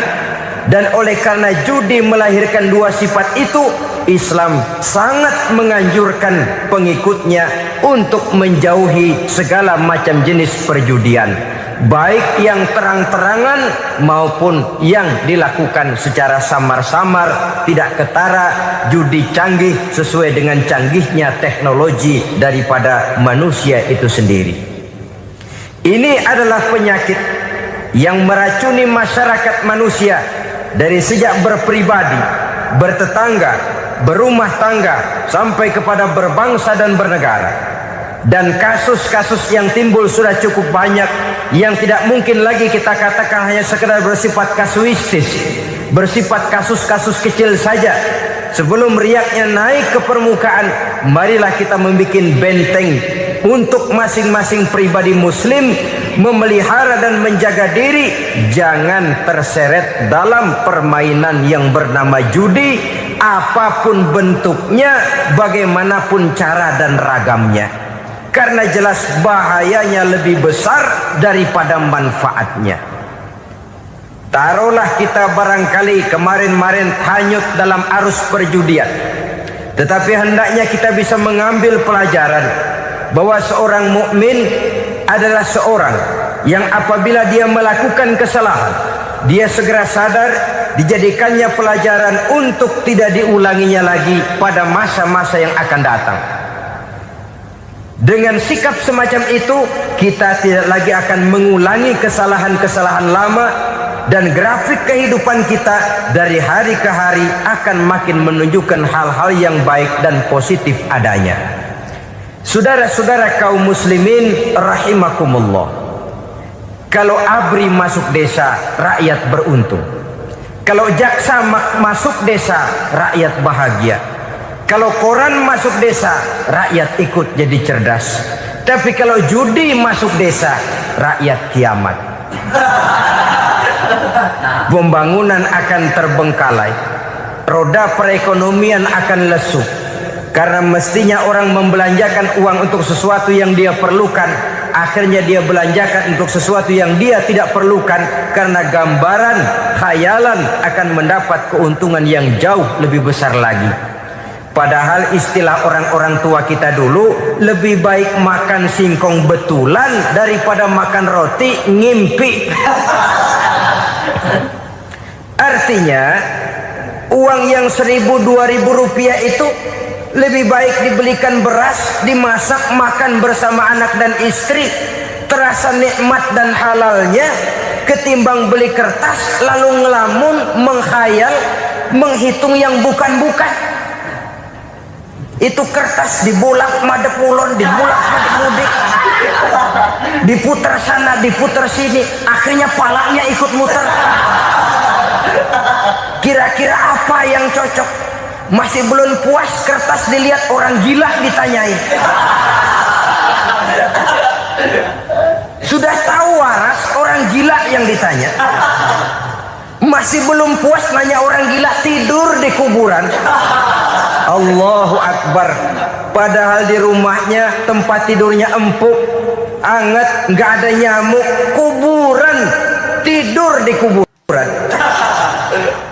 Dampak-dampak negatif yang semacam ini pada gilirannya mau atau tidak mau akan menyeberang kepada garis akidah, membahayakan dan mengancam nilai-nilai tauhid yang kita miliki.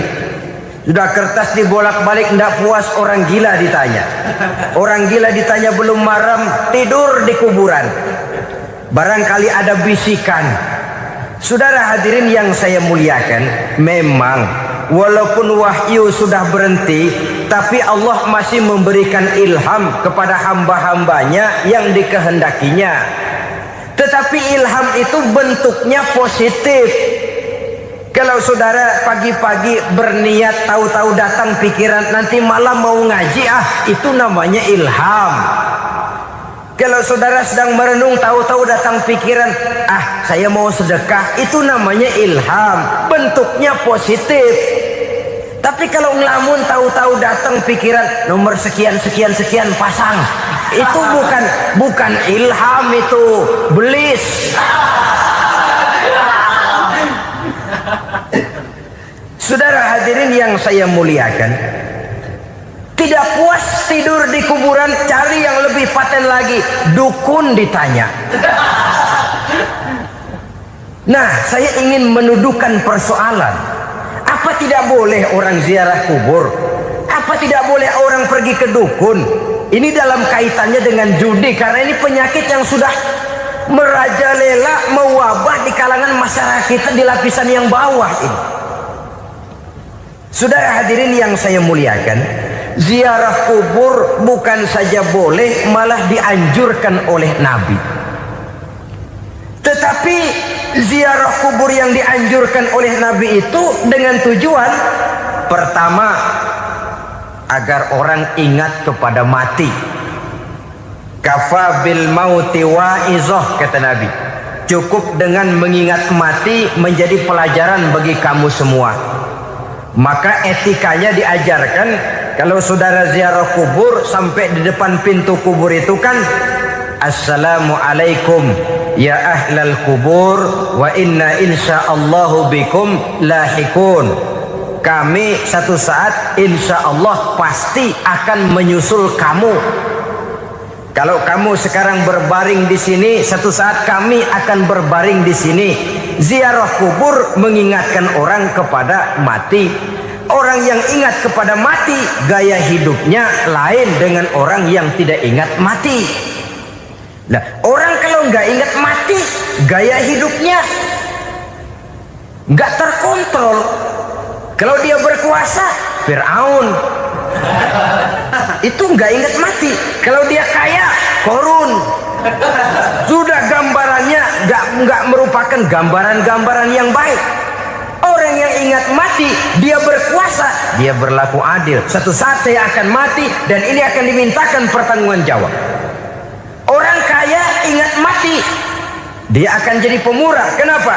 Kalau saya diberikan ilmu, pertanyaan akhirat cuma satu, ilmumu kau amalkan untuk apa?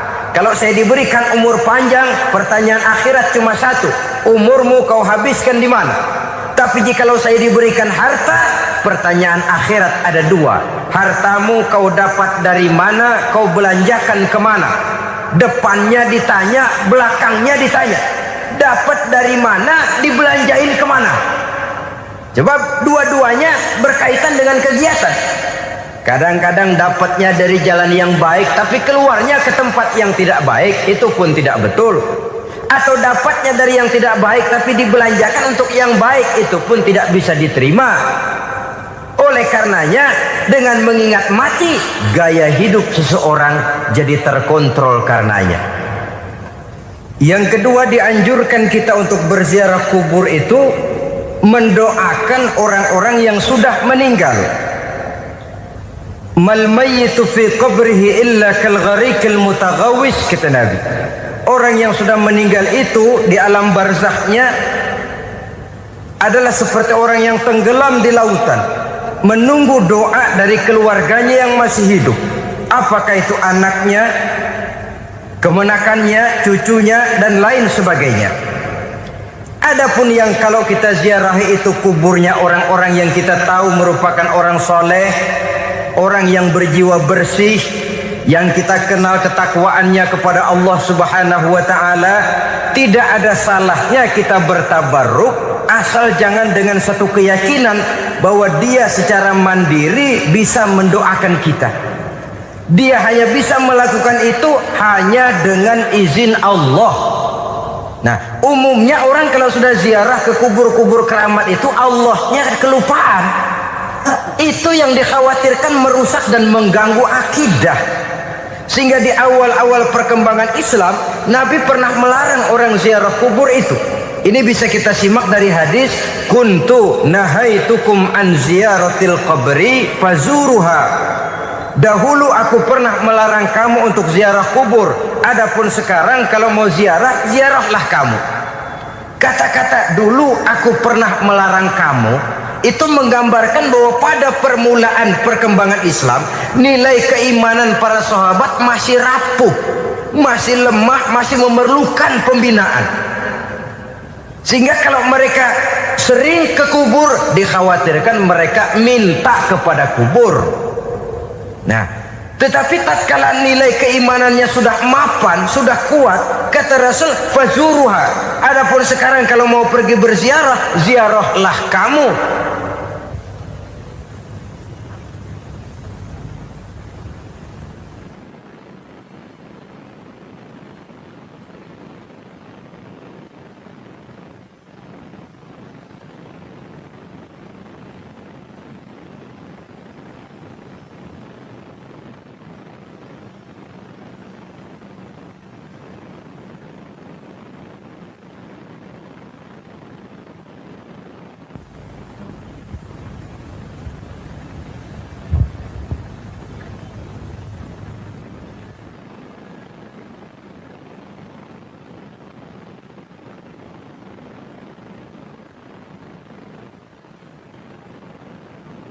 Saudara hadirin yang saya muliakan, jadi jangan melupakan Allah.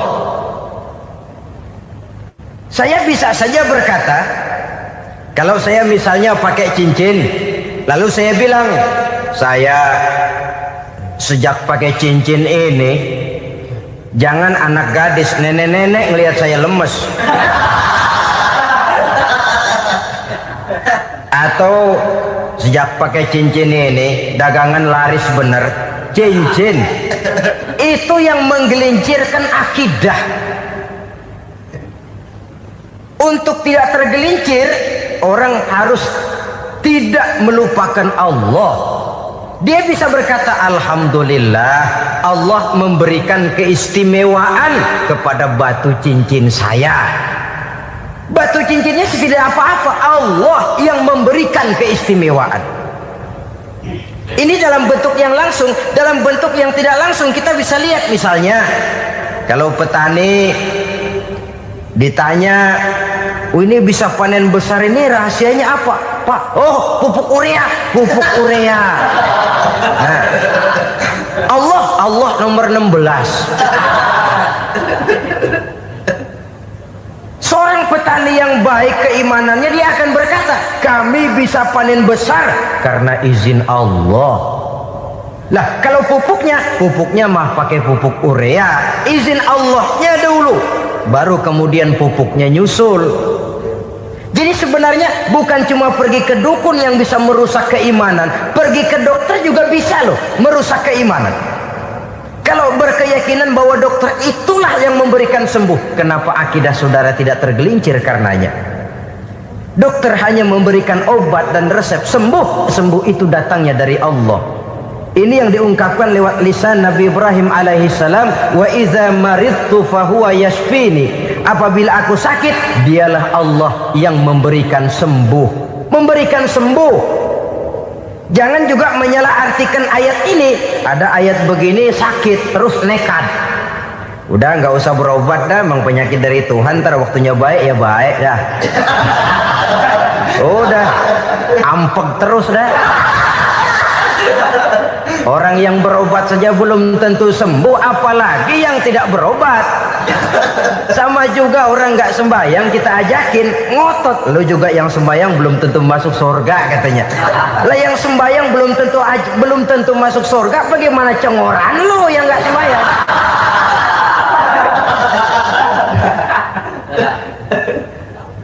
Saudara hadirin yang saya muliakan, kaum muslimin yang berbahagia. Jadi dengan demikian, maka jangan menghilangkan Allah. Kita, ajaran pokok dalam Islam adalah ajaran tentang tauhid.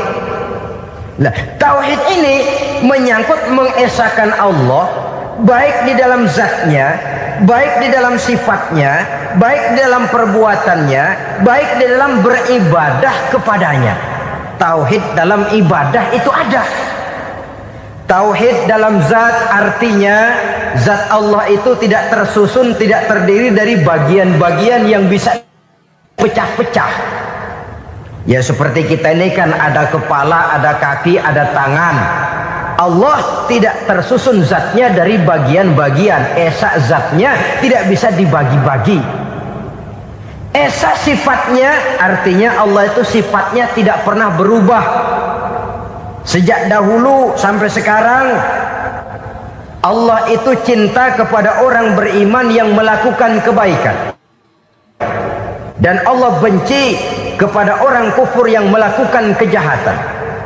Mustahil satu saat Allah berubah. Orang kufur yang berbuat kejahatan didemenin, orang mukmin yang berbuat kebaikan dikeselin. Misalnya tahun 2000 Tuhan giliran jengkel sama orang mukmin. Itu mustahil. Dia esa di dalam sifatnya. Lain dengan sifat kita manusia. Sifat kita ini kan relatif.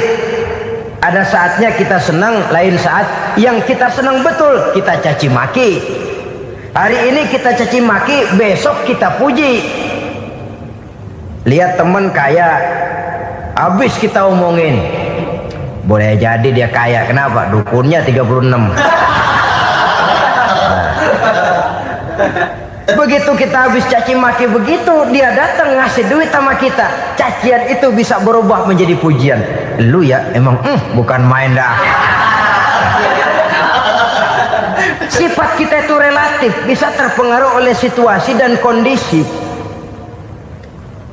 Saudara hadirin yang saya hormati, kaum muslimin yang berbahagia, Allah juga esa di dalam perbuatannya. Artinya di dalam menciptakan apapun yang akan diciptakan oleh Allah, di dalam melakukan apapun yang akan dilakukan oleh Allah, tidak terikat kepada faktor lain, tidak memerlukan bantuan lain. Dia adalah mutlak. Nah, kemudian kita mengesahkan Allah dalam zatnya, mengesahkan Allah dalam sifatnya, mengesahkan Allah dalam perbuatannya. Belum tentu berarti kita mengesahkan Allah dalam ibadahnya. Sebab banyak orang yang yakin betul Allah itu esa, teguh dengan pendiriannya. Tuhan lu siapa? Allah. Allah bagaimana? Esa. Bagaimana kalau dua? Kagak. Tiga? Enggak. Mantap. Soal tahlil paten. Tapi dalam ibadah kadang-kadang dia tidak mentauhidkan Allah. Ini makna wa ma umiru illa liya'budullaha mukhlisin. Kami tidak memerintahkan kepadamu kecuali untuk beribadah kepadaku, kata Allah, dengan ikhlas. Beribadah kepada Allah dengan ikhlas itu artinya apa? Beribadah hanya untuk Allah saja. Nah, kalau hanya untuk Allah saja, lalu kita minta berdoa di depan kuburan orang yang soleh, apa syirik? Tidak syirik. Kalau kita berkeyakinan bahwa orang tempat kita memanjatkan doa itu hanya bisa mendoakan kita dengan izin Allah. Dia sendiri tidak punya kekuasaan apa-apa.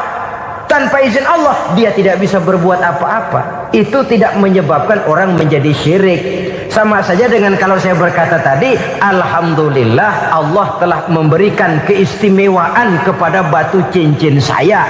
Apa salahnya Allah memberikan keistimewaan kepada benda-benda mati? Allah memberikan keistimewaan kepada Hajar Aswad, benda mati. Allah memberikan keistimewaan kepada Masjidil Haram, benda mati. Allah memberikan keistimewaan kepada Ka'bah, benda mati. Orang tawaf keliling Ka'bah, sembahyang di Masjidil Haram, sujud menghadap kepada Ka'bah, apakah jadi syirik? Tidak. Kita tidak menyembah Ka'bahnya, kita menyembah yang punya Ka'bah itu. Nah, di sini kita lihat bahwa fungsi Ka'bah hanya merupakan wasilah. Tapi kalau Allahnya kita hilangkan, jadilah kita penyembah batu. Hanya saja batu itu berbentuk 4 bernama Ka'bah. sa'i, orang yang melaksanakan haji, lari-lari antara Safa dan Marwah, amalan apa itu? Seakan-akan kita menghormati bukit-bukit, gunung-gunung. Tapi bukan itu yang kita tuju dalam pelaksanaan sa'i itu. Yang kita tuju adalah ini perintah Allah.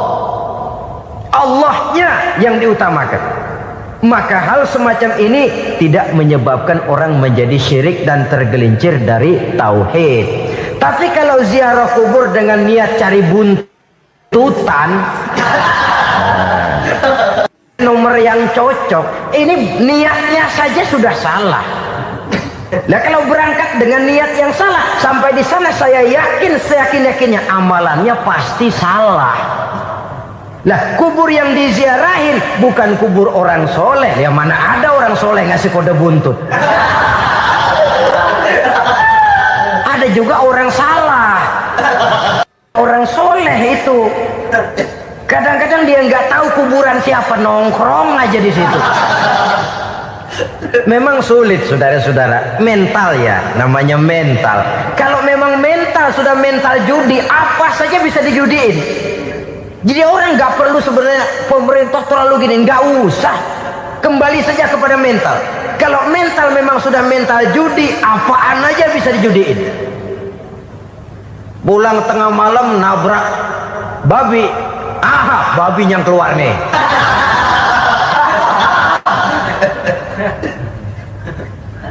Mobil lewat nomornya bisa dijudiin, bajai lewat bajai bisa dijudiin. Mental, kalau memang mental sudah mental judi, apapun saja bisa dijudikan. Saudara hadirin yang saya muliakan, lalu bagaimana dengan dukun? Ya, saudara hadirin, pergi ke dukun hakikatnya sama dengan pergi ke dokter. Orang berusaha melaksanakan yang namanya syariat, hakikatnya kembalikan kepada Allah. Syariatnya kita laksanakan. Tetapi, nah ini tetapi yang pertama, saudara harus tahu betul dukunnya itu bayang apa enggak, agamanya kuat apa enggak.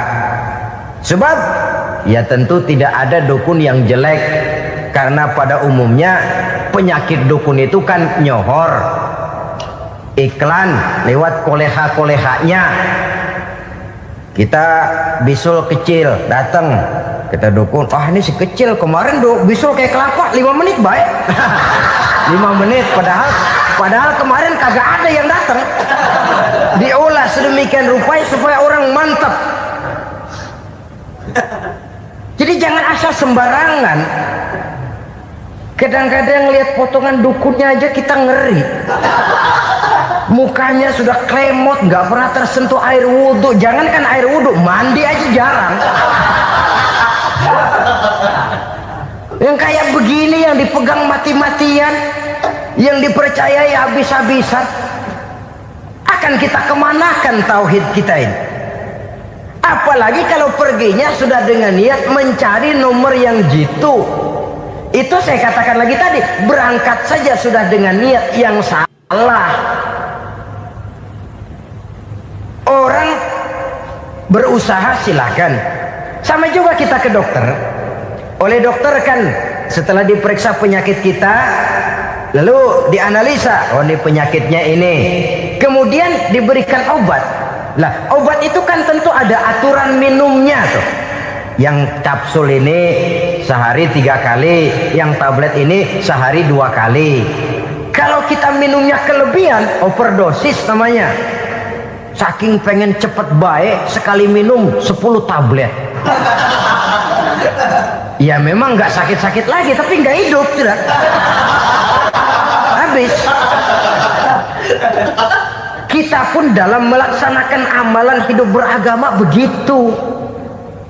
Saudara datang kepada kiai, orang-orang soleh, meminta amalan, wiridan, itu jangan sampai overdosis. Tidak sesuai dengan kemampuan pribadi.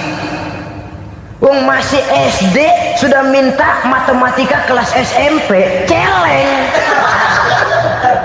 Baru SMP sudah minta diajarkan filsafat kelas perguruan tinggi, semaput. Kenapa? daya tampungnya nggak kuat. Emang ukuran secangkir, minta di sini seember, ya luber. Lebihnya nggak cukup. Kenapa? Yang diberikan, yang diamalkan tidak sesuai dengan makomnya, tidak sesuai dengan kemampuan yang ada pada dirinya. Saudara hadirin yang saya muliakan, akhirnya apa? Mencelakakan dirinya sendiri, ngawur. Baru sembahyang seminggu udah ngaku ketemu malaikat. Sembahyang ditemenin malaikat lah, sembahyang baru seminggu mulain. Tuh malaikat iseng anak. Ya walaupun kalau Allah izinkan tidak mustahil, tapi kan tidak logik. Orang yang melaksanakan ibadah puluhan tahun memerlukan riyadhah dan latihan, khusyuk dan tawadhu, penuh tazallul, merendahkan diri di hadapan Allah, belum tentu mendapat karunia yang semacam itu. Saudara hadirin yang saya muliakan, jadi dengan kata lain, yang pertama, lihatlah dulu kualitas dukun yang akan saudara datangi itu. Ini kualitas black apa kualitas white, aspal apa cat putih, sehingga jangan sampai kita salah pilih. Sebab biasanya orang kalau sudah hanyut di kali, rumput pun dia pegangin. Dia tahu kalau rumput tidak akan bisa menahan bobot badannya, tapi karena posisinya posisi terjepit, rumput pun dia pegang. Ini satu gambaran psikologis betapa orang dalam keadaan panik, kepepet, kejepit, yang tidak mestinya dipegang pun akan dipegangnya juga. Walaupun dia tahu itu tidak akan bisa menahan bobot badannya, namun dipegangnya juga. Oleh karenanya, yang pertama, lihat dulu kualitas dukunnya. Yang kedua, saudara-saudara, jangan berkeyakinan bahwa dukun itulah yang memberikan permintaan saudara. Si dukun hanya bisa dengan izin Allah. Nah ini kuncinya. Kalau izin Allahnya dihilangkan, dan ini yang jarang. Biasanya kalau kita diajak ke dukun, di sono aja no paten banget, abah ano, abah ini, abah ano, abah-abah. Lah, lalu pikiran kita kan terfokus. Dikala itulah kita mulai menyampingkan Allah. Di situ yang dikhawatirkan nilai tauhid kita jadi tergoyah karenanya. Bahwa orang yang kita datangi, yang kita kenal kesolehan dan ketakwaannya, hanya bisa memberikan pertolongan dengan izin Allah.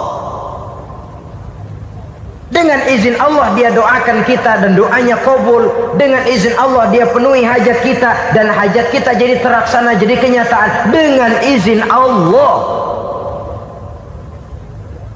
Sebab Allah itu memberikan keistimewaan. Ada waktu istimewa, ada tempat istimewa, ada jam istimewa. Kenapa sih sedekah hari Jumat dengan sedekah hari Kamis pahalanya kok lebih besar hari Jumat? Karena itu waktu istimewa. Kenapa untuk sembahyang sunnah dianjurkan sepertiga malam yang terakhir? Karena itu waktu istimewa. Kenapa doa di Multazam, di dekat Hajar Aswad, di Hijr Ismail, di Raudhah dikabulkan Allah? Karena itu tempat istimewa. Memang kadang-kadang ada orang berkata, kalau mau berdoa kenapa mesti di kuburan wali? Di rumah juga berdoa, Tuhan dengar. Betul, Tuhan dengar, bahkan tidak berdoa pun Allah tahu isi hati kita. Tapi soal dikabulkan atau tidak, itu hak Allah. Dan Allah memberikan fasilitas kepada tempat-tempat tertentu dan istimewa. Dan itu diajarkan oleh Nabi. Di Raudhah perbanyak doa. Kenapa? Itu tempat yang mustajabah. Artinya Allah memberikan keistimewaan kepada tempat-tempat tertentu. Dalam konteksnya dengan ini, makom para aulia, para wali, para ulama soleh, tidak ada salahnya kita berdoa di sana, bertawassul.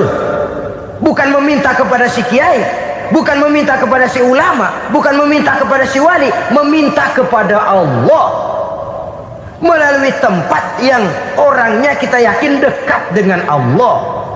Walaupun Allah tidak memerlukan perantara, itu jelas. Allah tidak memerlukan calo, memang.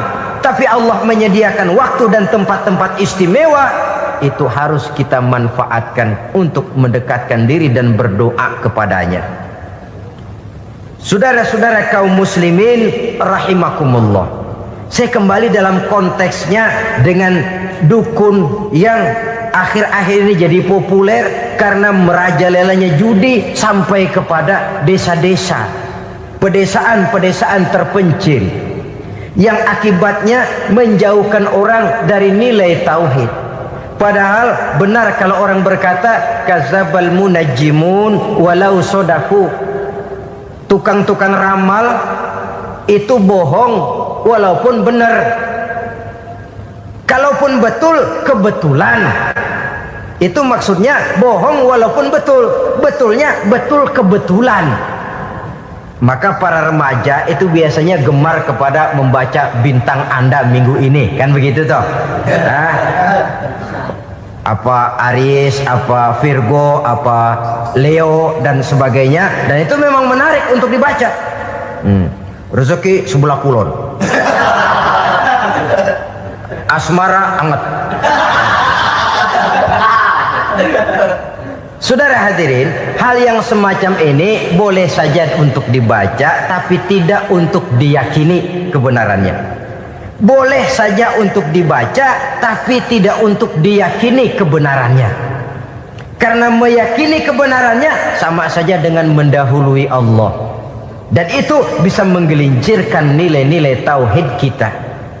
Tauhid dalam ibadah, saya katakan tadi, menyembah hanya kepada Allah, bermohon hanya kepada Allah dengan menggunakan fasilitas-fasilitas yang disediakan oleh Allah, baik berupa waktu maupun tempat-tempat tertentu dan orang-orang. Ya, kalau waktu dan tempat saja ada yang diberikan keistimewaan oleh Allah, padahal tempat itu benda mati, apalagi manusia yang merupakan makhluk hidup. Saudara hadirin yang saya muliakan, saudara-saudara kaum muslimin yang berbahagia, sehingga dengan demikian kita tetap menjaga nilai-nilai akidah, dan dengan ini syariat kita laksanakan tanpa membuang hakikat. Sebab hakikat tanpa syariat itu kosong. Syariat tanpa hakikat juga tidak ada tujuan. Yang penting hati bersih, nggak sembahyang nggak apa-apa. Mana bisa begitu, Mas? Kalau memang hati bersih nggak usah sembahyang nggak apa-apa. Nabi Muhammad dulu berhenti dong sembahyang. Sebab beliau orang yang hatinya paling bersih. Nah, orang yang hatinya paling bersih saja sembahyang yang nggak berhenti, masa kita lalu mau berhenti? Yang penting kan kita bisa dekat dengan Allah melalui perasaan, banyak-banyak ingat. Apa itu sembahyang? Macam-macam. Itu hakikat saja tanpa syariat ya tidak bisa. Syariat saja tanpa hakikat juga gerak lahir yang tanpa roh namanya. Kita melakukan sholat tapi kita tidak tahu untuk apa kita sholat dan kenapa kita sholat dan siapa yang kita sembah di dalam kita sholat. Sehingga dengan demikian keduanya tidak bisa terpisahkan satu sama lain, seperti halnya kulit dan isi. Barangkali pernah saya ingatkan, kulit penting, isi pun juga penting. Hakikat penting, syariat juga penting. Dan kita jangan salah mengartikan, terjebak dalam ucapan-ucapan yang masih memerlukan penafsiran, sehingga lalu kita cenderung mendiskreditkan dan menjelekkan para wali. Misalnya ada ucapannya Syekh Abdul Qadir Jailani yang berkata begini, barang siapa yang masuk ke rumahku lalu ia memakan makananku, maka ia akan masuk surga. Ini kalau ucapan ini dipahami secara apa adanya, ya jelas orang bisa tergelincir. Tapi kalau ditafsirkan secara betul, siapa yang masuk ke dalam rumahku? Di mana rumah Syekh Abdul Qadir? Di mana umumnya rumah para wali? Di masjid. Jadi siapa yang masuk ke dalam rumahku? Masjid. Lah kalau sudah di dalam masjid, makanannya apa? Getuk. Tentu saja saja tidak. Kalau sudah di masjid itu ya makanannya ya wirid, zikir, tahajud, baca Quran, paling kurang i'tikaf. Jadi siapa yang masuk ke masjid lalu dia sujud, wirid, zikir, ya jelas saja surga. Jangan membaca ucapan ini lantas rame-rame nyari bekas rumah Syekh Abdul Qadir. Rame-rame masuk ya rumah kecil. Saudara hadirin, kita terlalu terpaku kepada materi ucapan dan melupakan filsafat daripada ucapan itu sendiri. Dalam kondisi yang sedemikian, sangat boleh jadi orang lalu tergelincir karenanya. Oleh karena itulah saudara-saudara, saya kembali kepada satu prinsip, bahwa sebenarnya dengan tidak perlu menyalahkan pihak-pihak lain, mari kita kembali kepada sikap mental kita sebagai muslim. Kalau mental memang sudah mental penjudi, apapun bisa dijudikan. Tapi kalau mental itu tidak ada, walaupun di kiri kanan dan depan belakang banyak dibuka tempat-tempat perjudian, saya yakin kita akan mampu menahan dan menjaga diri. Sikap mental inilah yang memerlukan pembinaan dari kita semua. Sehingga dengan demikian kita akan menjadi pribadi-pribadi yang bisa bertahan dari segala gempuran-gempuran yang datang dari luar karena adanya prinsip ketahanan mental itu tadi. Sekali lagi saya ingatkan bahwa judi selamanya tidak akan pernah mendatangkan kebahagiaan. Judi tidak akan membuat orang menjadi kaya. Judi tidak akan membuat orang makin akrab berteman dan bersaudara. Yang jelas, judi melahirkan permusuhan dan dendam, membangkitkan rasa malas, memulukan angan-angan tanpa mau peras keringat dan banting tulang, melalaikan orang dari tanggung jawab dan kewajibannya, membuat ia lupa kepada anak, istri dan seluruh keluarganya, dan pada akhirnya dia akan terjebak dalam satu permainan yang makin menjauhkan dia dari proses kesadarannya sebagai manusia. Sebagai uraian penutup, marilah kita renungi firman Allah dalam Al-Baqarah ayat 208. A'udzubillahi minasyaitonir rajim. Ya ayyuhalladzina amanu dukhulu fis silmi kafah wa la tattabi'u khutuwatis syaitan innahu lakum aduwwum mubin. Hai orang-orang yang beriman, masuklah kamu ke dalam keselamatan. Masuklah kamu ke dalam Islam secara keseluruhan. Jangan kamu mengikuti jejak-jejak setan, karena setan adalah musuhmu yang nyata dan jelas. Judi termasuk jejak-jejak yang ditinggalkan oleh setan untuk diikuti oleh kita agar kita mendapatkan kesengsaraan baik di dunia, lebih-lebih di akhirat nanti. Semoga Allah selamatkan kita, Allah selamatkan seluruh bangsa kita dari penyakit-penyakit judi yang melahirkan efek-efek negatif dalam kehidupan. Terima kasih atas perhatian saudara. Mohon maaf atas segala kekurangan. Usikum wa nafsi bitaqwallah. Wassalamualaikum warahmatullahi wabarakatuh. Waalaikumsalam warahmatullahi wabarakatuh.